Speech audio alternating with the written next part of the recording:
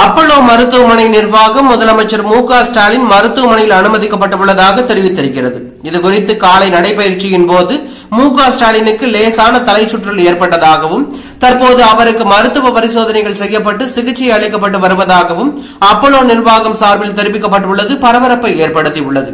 இந்நிலையில் முதலமைச்சர் மு.க. ஸ்டாலின் பூர்ண குணம் அடைய பிரார்த்தனை செய்வதாக அதிமுக பொதுச் செயலாளர் எடப்பாடி பழனிசாமி தெரிவித்துள்ளார்.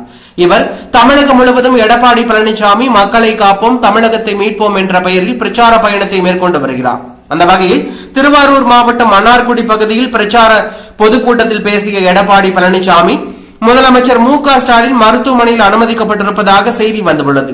அவர் பூரண குணமடைய வேண்டும் என என் சார்பாகவும் மக்கள் சார்பாகவும் பிரார்த்திக்கிறேன் என்று தெரிவித்துள்ளது நிகழ்ச்சியை ஏற்படுத்தியுள்ளது.